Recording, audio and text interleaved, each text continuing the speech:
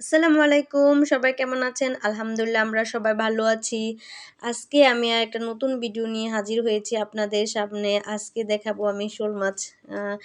এই শোল মাছ কীভাবে রান্না করব সেটা আর কি। আমি এই শোল মাছটা অনেকদিন আগে আবিদের বাবা আনছিল, আরও অনেকগুলো আনছিল। তার মধ্যে তো এটা রয়ে গেছে, জীবিত ছিল আর কি, জিয়াই রেখেছি সেটা। এই যে কাইটা কুইটা নতুন আলু দিয়ে রান্না করব, সেজন্য সুন্দর করে গুছাই নিলাম। রান্নাও করে ফেললাম।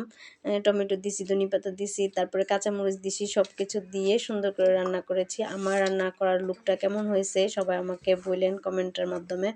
আজকে এই রান্নাটা ছাড়াও আমি অন্য আরেকটা রান্না করব, সেটা হচ্ছে ভুনা খিচুড়ি। আমার বাসায় প্রায় সময় আমরা ভুনা খিচুড়ি খাই। ভুনা খিচুড়িটা আবিদের আব্বুর খুব পছন্দ, সেজন্য প্রায় সময় ভুনা খিচুড়িটা খাওয়া হয়। সেটাই আর কি আপনাদের সাথে শেয়ার করব।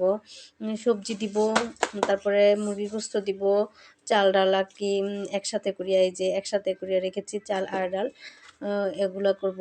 তারপরে দিব টমেটো, কারণ টমেটো দিলে স্বাদটা আরও অন্যরকম হবে। যাই হোক, সব কিছু নিয়ে নিলাম, এখন রান্নার পালা।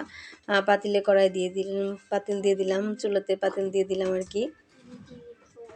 পেঁয়াজ কুচিগুলো দিয়ে তারপরে একটু কষানো হয়ে গেলে তার মধ্যে দিয়ে দিব আদা, এক এক করে সব মশলা মানে উপকরণ যাই আছে সবগুলোই দিয়ে আর কি। আমরা বেশিরভাগ বৃষ্টির দিনেতে ভুনা খিচুড়ি খাই। আজকে বৃষ্টি না, তবু একটু শীত ছিল। আবিদের বাবা বাসায় এসে বলে আমার রান্না করা হয়ে যেতেছিল আর কি। আবিদের বাবা বলতেছে যে আজকে অনেক শীত, চলো ভুনা খিচুড়ি খাওয়া যাক।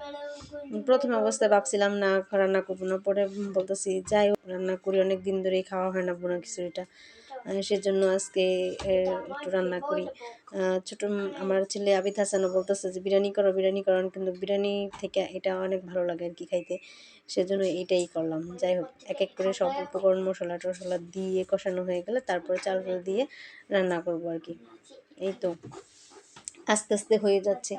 আমার ছোট বাচ্চাটা বেশি একটা ভালো না, মানে অসুস্থ বলা যায় না সম্পূর্ণ। একটু শরীর খারাপ হয়েছিল কিছুদিন আগে, এখন সুস্থ, কিন্তু সে খাবার খায় না, প্রচুর বিরক্ত করে, খাবার নিয়ে ঘুমাইতেও চায় না।